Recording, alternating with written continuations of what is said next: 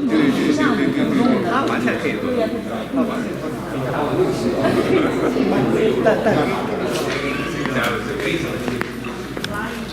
Hello, Ambassador. Hi, morning. Hi, good See morning. you. Good morning, everybody.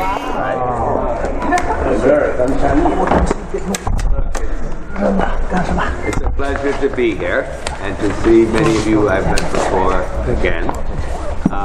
I thought I would give you a little description of what's going on in China in my life and why I'm in Canada, and then answer any questions that you may have.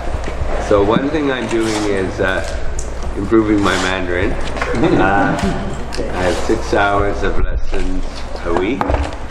Even when I'm in Canada, I can do it electronically, so that's good. So it's improving, but from a low base. And the basic point I would make is that it's been great. We've had a fantastic time, my wife and me, personally, and I think it's also a great time for Canada, because I think the stars are aligned for China and Canada to make great progress. You know, it takes two to tango. Both sides have to want to work together to make it happen.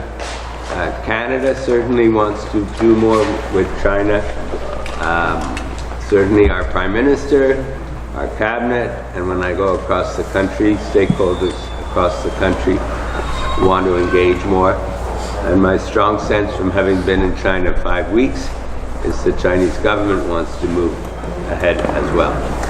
So that's the sort of general scenario. We want to get things done. And perhaps I'll start at the beginning. Within 24 hours of getting to China, I was able to present my credentials to the President, Xi Jinping, and I had a simple message to him from Justin Trudeau, which is that Canada wants to do more. Gungwa, gungwa, gungwa. So more trade. Gungwa Maoyi. More investment. Gungwa Totsi. More tourists. Gungwa Luyo. More clean tech, more cooperation in every area. I speak to many of my minister colleagues. Each of them wants to do more with China in their own area, whether it's environment, health, sports, defense, all these given areas. Culture, Melanie Joly has made one trip already and wants to do more in that area. So there's a lot of enthusiasm to do more. And so since coming to China, I've also visited a number of cities: Chongqing, Tianjin, Shanghai, Guangzhou. Forget the name of the other one, but it was a second or third tier city with 10 million people. So one thing as a Canadian going to China, you have to get used to big numbers. Like Xi Jinping said, there would be 700 million Chinese tourists going overseas on trips in the next 5 years. So if Canada got 1%, that would be twice as many as we now have. If we got 2%, 3%, that would be huge. So we have to be ambitious, and the time to act is now. So I'll just conclude by talking about, we're going on 2 tracks. One of those tracks is the free trade agreement talks.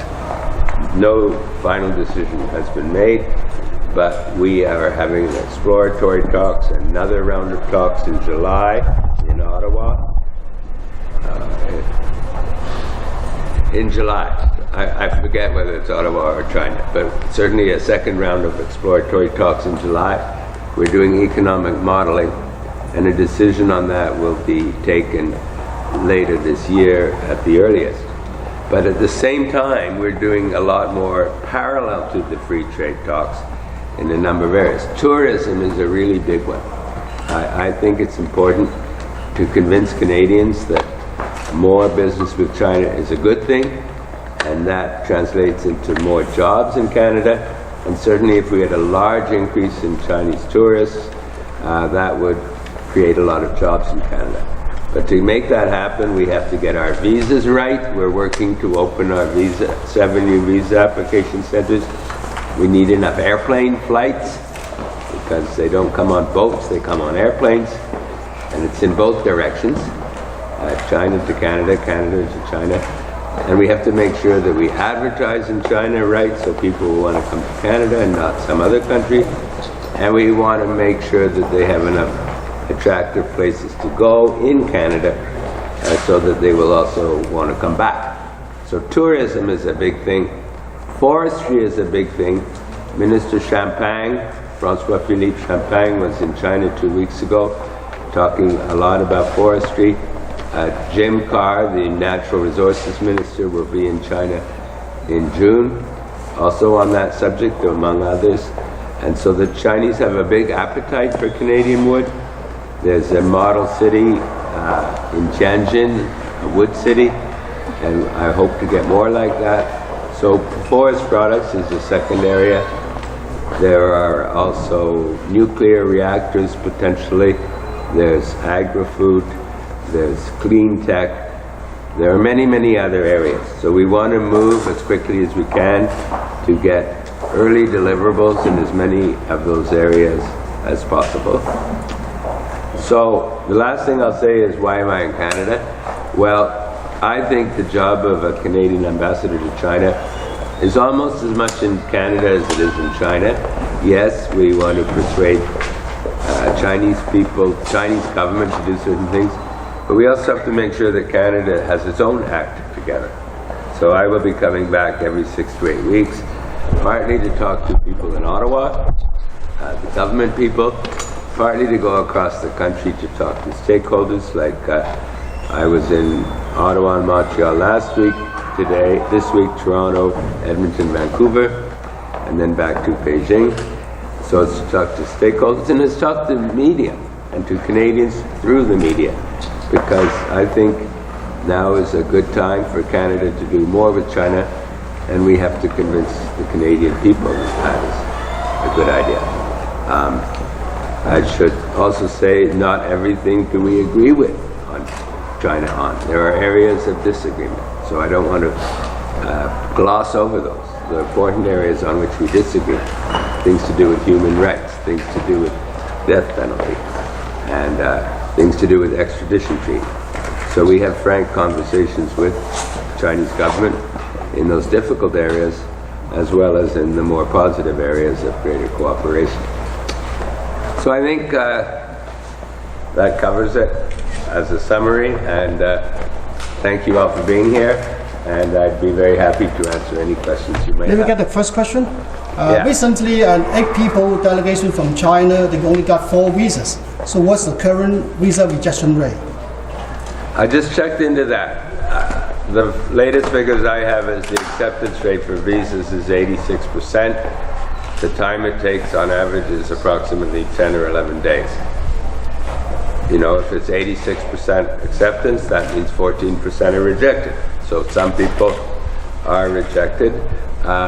We're trying to make our visas fast, and we're trying to minimize the rejection rate, and that's why we are moving to open these 7 visa application centers in 7 different cities in China. We're trying to, I'm hopeful those will be open before the end of this year. But clearly visas is one issue where we have to work hard. I have some experience of that area from my previous job. Thank you. John, I know 1 o'clock you only came back for 2 years. So, wow. Oh, you're well informed. So, I don't think it's 1 o'clock, but I'm meeting her this afternoon, yes. Yeah, so what will both of you be talking about Mr. Ontario? Okay. We get a lot of visitors. I think in about 2 or 3 weeks I had 2 premiers from PEI and Alberta. We had 2 federal ministers, Morneau and Champagne, and half a dozen provincial ministers. So many people come to China, many more will be coming. So Michael Chan and Reza Maridi were recently in China, I saw them there, and the Premier may well come to China too. So my job as ambassador is to serve the government, not only the government of Canada, but provincial governments. So I'm going to see the Premier of Ontario and I will ask her, what can we do to you? What can we do for you to make your visit in China a success? And I know Ontario is interested in many things, education, investment from China into Ontario that will create jobs, and tourism. So all the list of things I mentioned, almost all of them are of interest to the government of Ontario as well as the government of Canada. So I will be asking the Premier, if she's going to come to China, what does she hope to achieve, and what can I do, and what can people in the embassy do in advance of her visit to make it more successful. So, Ambassador, I have a question. So now the government has a method to randomly draw the applicant to sponsor the parents and grandparents to immigrate to Canada. Yes. And the result is out right now. But many of the applicants are very, very upset. Can you input some ideas for... You mean upset because of the random process? Or? Yeah, the random process, you said, is not fair. And well, look, I'm not the immigration minister anymore. But I think it's more fair because we only have a certain number each year. Now, what's the best way to choose which ones will be successful and which ones will not be successful? I think a random process where it's pure luck, like a lottery, is fair. Everybody's on an equal footing. The old system, it would depend when you got your applications physically to the office. And there were a lot of complaints about that. Because if you had contacts, you might be able to do it quicker or something like that. This way is clean. Everyone's in exactly the same boat. And I know it's unfortunate when you're not chosen, but we can't allow the whole world into Canada. We have to have limits. And I think given those limits, I can't think of a fairer way to do it. But if you have more questions, you should ask the immigration minister. Hi, John. Now you have familiarized with the free trade talks with China. So what do you think is the major challenge, the most important challenge of this free trade talks between Canada and China?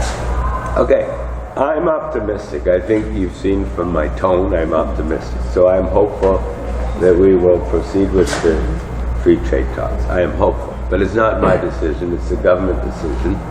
And that decision has not yet been made. But whenever you have free trade talks, there are always complications, and it generally takes a lot of time because the devil is in the detail. And you will hear many arguments from different industries in Canada. Many of them are in favor of free trade, some of them are worried about free trade. So we have to look at all of we have a consultation process. We will hear what everybody has to say. We have an economic analysis, which we're doing jointly with the Chinese government of the impact of free trade. So I am hopeful, as I said right at the beginning, that China and Canada will make great progress. But we have to analyze in great detail all of the implications of the free trade agreement before deciding whether to go forward. Australia is a model for us. Australia has a free trade agreement with China, but it took Australia 10 years to negotiate that. And we're just beginning. How long would it take us? I think less than 10 years, that's for sure, because we have the Australia model and we want to get things done. So less than 10 years, but it still won't happen immediately because there are many, many details in many different industries, many different issues that have to be discussed. So I am hopeful, but no decision has yet been made. You mean on the Canadian side? I think the Chinese are very keen. Right, because the Chinese want to go forward. Yeah. You see, one of the Are you reasons... saying the Canadian government is deciding whether to Both governments have to decide whether to go forward. Right now we're in exploratory talks. Neither side has decided. The Chinese government has certainly given an indication that they would like to go forward. We've heard this from them. I think the Chinese government is keen to do more with Canada.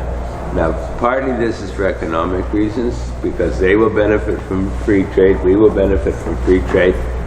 But Canada economy is quite small in the total scheme of things as far as China is concerned. So I think as well China wants to be able to show political leadership in the world. So if China government is able to conclude a free trade agreement with Canada, a G7 country, then that's good for China in terms of its global ambitions to lead the world in the international community. So I think in that sense, timing is good for Canada because, China is a much bigger country than Canada, but right now, for the reasons I've indicated, China is very interested in doing business with Canada. And the feeling is mutual. Just want to follow up on that. You mentioned that by the end of this year, there will be some sort of decision on the free trade talk. What can we expect by that time? Well, I said hopefully by the end of this year. I don't know for sure when. But what we have to do is we have to do these consultations, we have to have exploratory talks, we have to do our economic modeling, and then if we go ahead with the free trade negotiations, it has to go back to the Canadian cabinet, it has to be a cabinet decision. So those things don't happen overnight. The earliest would be later this year, but it could be longer. I cannot predict. But there are a lot of steps that have to be taken. So, as I've said several times, the overall mood by the government of Canada is very positive for doing more with China. But it still requires quite a number of steps to move officially forward on free trade negotiations. Okay, I thought I might tell you about my Chinese name. Okay. You changed your name. I received... You changed your name there. I have a Chinese name as well as a Canadian name. You changed the Chinese name? Everybody call you I got this name a few years ago in an election campaign through Michael Chan. But he helped to figure out the Chinese name. But I didn't pay much attention to it. I knew it, but I didn't really pay much attention. But when I got to China, everybody tells me what a wonderful name you have. And so I was very pleased. And then I figured out more about my name. So I'll tell you. It's Mai Jialian. Oh my. And Mai means wheat. And wheat is good for a Canadian to have. Because some of you may know that it was in the early 1960s when John Diefenbaker was Prime Minister and China was having a great shortage of food in those years. And Canada, under the Conservative government of John Diefenbaker, sold wheat to China for the first time. And back in those days, the United States objected strongly because it was a Cold War period. But we did it, and the Chinese still remember that. So to have the word wheat in my name is good. And the second word is jia, which means home or house or family. And that's a good word, right? Everybody likes families. And the last one is really good. Mai Jia Lian. And the definition of lian would be honesty, transparency, anti-corruption. And so in the China of 2017 of Xi Jinping, to have anti-corruption in your name, that's a very good thing. So I'm very pleased to have this name, which when I got to China, everybody said, what a good name. So there you have it. John, can you tell me your daily life since you have been speaking over? Okay. My daily life varies. Some days we have these visitors that I mentioned, political visitors from Canada. So I spend a lot of time with them. I go to meetings with them, with Chinese officials. I go to events with them. We have receptions in their official residence. Other days we don't have people there, so sometimes I travel to Chinese cities to meet our consuls general and meet our various Chinese. I met a couple of party secretaries in Chongqing, in Shanghai. So meeting government officials, I meet government officials in Beijing as well. I have Canadian delegations coming to see me, business people, cultural people, other people. I come to Canada every once in a while. So it's a busy life, but I very much enjoy it. And also, I have time on the weekends and in the evening, and my wife and I walk around Beijing quite a lot. And near the embassy is very nice. It's a beautiful city. It's been perfect weather. You might think that's a funny thing to say about Beijing, and it won't always be like that, but in the weeks that we've been there, it's been a very nice temperature, like 23 degrees, and often a blue sky, so we walk around Beijing. We actually take the subway. I have a car that drives me around for business, but we take the subway on the weekends, and it's very efficient, and we look around Beijing and enjoy it very much. Oh, Hun Hao Chit. Very good food. Hun Hao Chit. Yeah, we have a very good chef in the official residence. He cooks mainly Canadian food, not so much Chinese food, but when we go out, we eat almost entirely Chinese food, and there's a duck restaurant just across the road from the embassy, which I like very much. What is it called? Beijing Gaoya. Beijing duck. And have chit. So, yeah, we're having a very good time ourselves, and I've gotten to know the people at the embassy who are very supportive, working very hard, so it's a good team. So you go around the speaking regulation Saturday. Did you meet any person who come up to talk with you, like maybe they're Canadian, maybe they're Chinese, who recognize you? Well, not as many as I meet in Canada. When I'm in Canada and I walk along the street, there are many people come up and they know who I am, like in Ottawa and in Markham. Much less. I mean, China's 1.3 billion people. Not too many of those 1.3 billion know who I am. But once in a while, yes. And around the embassy area, there's quite a lot of expatriates. And occasionally I meet people that know who I am. But not as much in China as in Canada. Okay? Thank you all very much. That's yours.